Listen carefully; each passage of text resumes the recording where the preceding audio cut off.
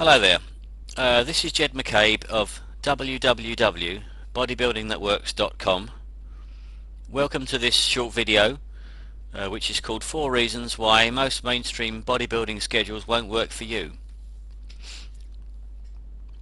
In forums I see so many bodybuilding schedules supposedly designed by experts for folks desperately trying to gain muscle, but who don't seem to be able to recognize a bad bodybuilding schedule when they see it. Unfortunately, most so-called experts don't know what they're talking about, or they have an ulterior motive for recommending certain schedules, for example to make you use a fancy piece of equipment that the gym has just bought at great expense. Unfortunately, they don't really have your own best interest at heart. They're in it as a business, and this is why it's crucial for you to understand how to design your own bodybuilding schedules, because the most important thing is what works for you. It's not what works for me, and it's not what works for your own personal trainer in your gym. It's what works for you. That said, here are 4 faults I see in most bodybuilding schedules recommended in the bodybuilding press and in a lot of gyms. Number 1 is too many workout days. Does your gym charge you every time you use it? If so, that might tell you why they recommend that you train 4, 5 or even 6 times a week.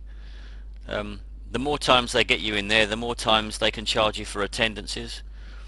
And even if they don't charge you to use the gym, when you're in there they can be cross-selling you things like bits of equipment, clothing, food supplements. And of course, if they're trying to attract new members, the more people in the gym when they show them round, the more successful the gym looks.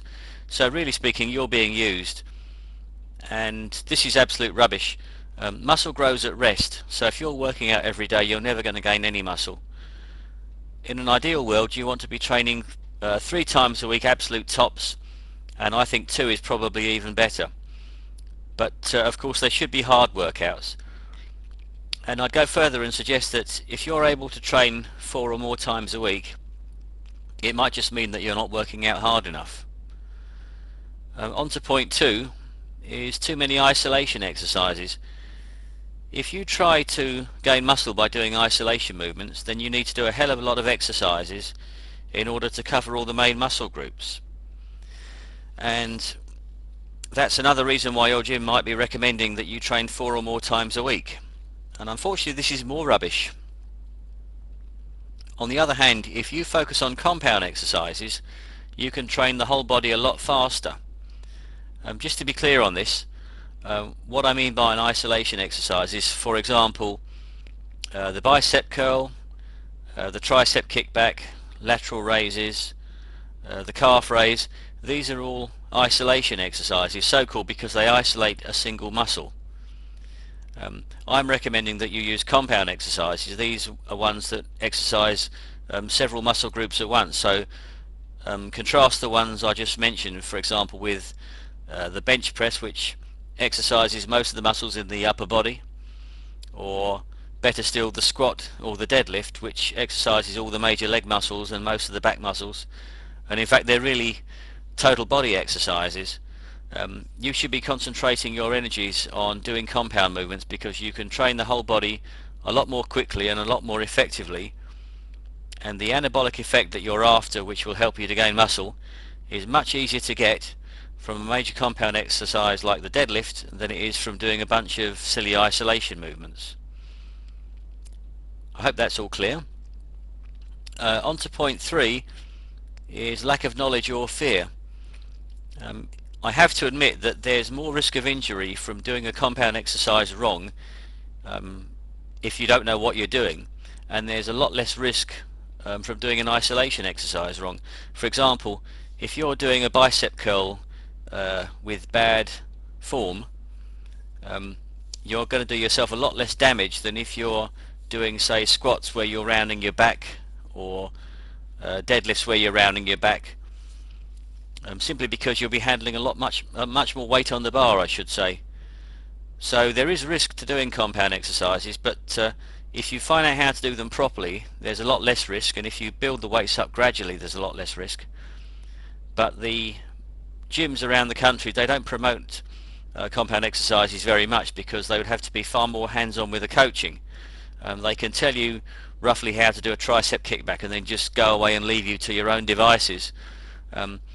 With a hard exercise like the squat or the deadlift, they'd have to be much more hands-on, firstly to make sure that you don't hurt yourself, and secondly because they don't want to be left open to any lawsuits from anyone that goes in the gym and has an injury.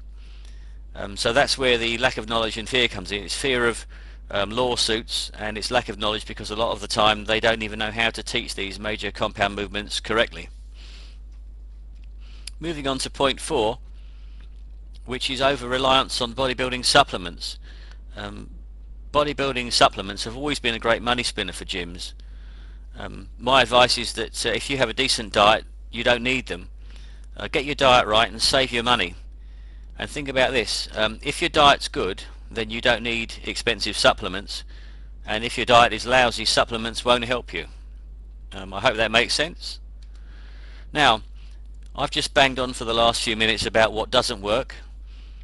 So would you like to know about bodybuilding schedules that do work?